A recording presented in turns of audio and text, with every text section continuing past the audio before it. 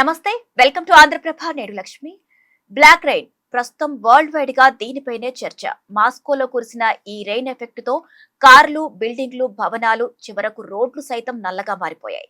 అక్కడ ఎటువైపు చూసినా ఇదే పరిస్థితి. ఉక్రెయిన్ డ్రోన్ అటాక్స్ చేసిన గంటల వ్యవధిలోనే మాస్కోలో ఈ విచిత్ర పరిస్థితి చోటు చేసుకుంది. దీంతో మాస్కో నగర వాసులు అసలు బయటకు రావడానికే వణికిపోతున్నారు. రష్యా ఉక్రెయిన్ యుద్ధం కొనసాగుతూనే ఉంది. దాడులు ప్రతిదాడులు జరుగుతూనే ఉన్నాయి. ఈ క్రమంలోనే ఉక్రెయిన్ మాస్కోపై వందల డ్రోన్లతో ఒక్కసారిగా విరుచుకుపడింది. నిజానికి ఇరు దేశాల మధ్య యుద్ధం మొదలైన తరువాత ఉక్రెయిన్ ఇంత భారీ స్థాయిలో దాడి చేయడం ఇదే తొలిసారి. దీంతో భారీగా మంటలు చెలరేగగా నిమిషాల వ్యవధిలోనే మాస్కో అంతటా దట్టమైన కారు నలుపు రంగు పొగ కమ్మేసింది. ఉక్రెయిన్ కొట్టిన ఈ దెబ్బతో మాస్కో ఒక్కసారిగా స్తంభించిపోయింది. భద్రతా కారణాల దృష్ట్యా మాస్కోలోని 4 ఎయిర్పోర్టులు టెంపరరీగా మూతపడ్డాయి. 500కు పైగా విమాన సర్వీసులు క్యాన్సిల్ అయ్యాయి.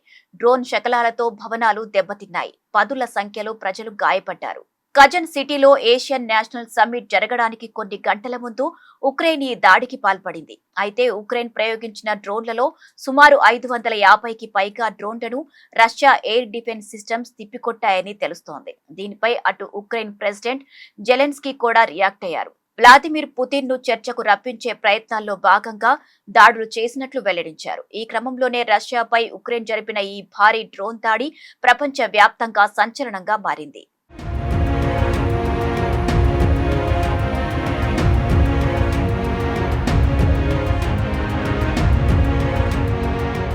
ఇప్పుడు మాస్కోలో కురిసిన బ్లాక్ రెయిన్ సరికొత్త చర్చకు దారితీసింది.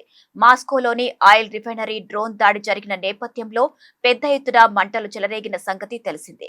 ఈ నేపథ్యంలోనే ఆకాశమంతా దట్టమైన నల్లని పొగ కమ్ముకుంది. ఆ పొగలోని మసి, హైడ్రోకార్బన్ కణాలు వాతావరణంలోని తేమతో కలిసి మాస్కోలోని పలు ప్రాంతాల్లో నల్లని వర్షంలా కురిసింది. నిజానికి ఇలాంటి వర్షాలు చాలా ప్రమాదకరం. గాల్లో కలిసిన కాలుష్య కణాలు, బూడిద వర్షపు నీటితో కలిసి మళ్లీ నేలను తాకుతోంది. దీంతో ఏమైందోనని ప్రజలంతా తీవ్ర భయాందోళనకు గురవుతున్నారు. అయితే బ్లాక్ రెయిన్ నేపథ్యంలో మాస్కో అధికారులు అలర్ట్ అయ్యారు. స్థానిక ప్రజలకు కీలక సూచనలు చేశారు. బ్లాక్ రెయిన్స్ కురుస్తున్న టైంలో ఇళ్ల తలుపులు, కిటికీలు అన్ని మూసి ఉంచాలని చెప్పారు. అత్యవసరమైతే తప్ప బయటకు రావద్దని హెచ్చరించారు. మరి ముఖ్యంగా చిన్నపిల్లలు, వృద్ధులు, అలాగే ఆస్తమాతో పాటు ఇతర శ్వాసకోశ సంబంధిత సమస్యలు ఉన్నవారు జాగ్రత్తగా ఉండాలని అన్నారు. కుదిరితే వీరంతా బ్లాక్ రెయిన్ ప్రభావిత ప్రాంతాల నుంచి వెళ్లిపోవాలని సూచించారు. అంతేకాదు, ఇప్పటికే మాస్కోలోని బ్లాక్ రెయిన్ కారణంగా ప్రజలు అనేక హెల్త్ ఇష్యూస్ తో బాధపడుతున్నారని తెలుస్తోంది. ఈ నల్లటి వర్షం వలన మాస్కో వాసుల్లో తలనొప్పి, శ్వాస సంబంధిత సమస్యలు వచ్చాయని సమాచారం.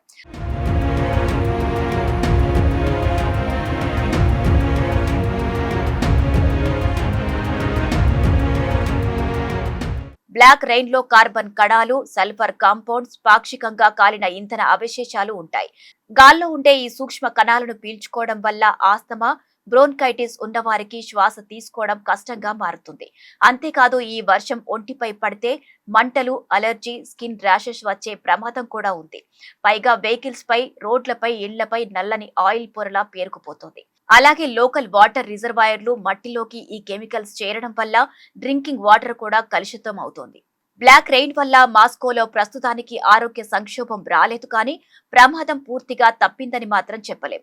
ఈ పరిస్థితుల నుంచి బయటపడటానికి అధికార యంత్రాంగం చర్యలు తీసుకుంటోంది. ఈ క్రమంలోనే మరో 2-3 రోజుల పాటు ఈ మసి రేణువులు, ఆయిల్ అవశేషాలు, డేంజరస్ కెమికల్స్ గాల్లో ఉండే ఛాన్స్ ఉందని తెలుస్తోంది. ఈ నేపథ్యంలో మాస్కో వాసులంతా అప్రమత్తంగా ఉండాలని అధికారులు సూచిస్తున్నారు.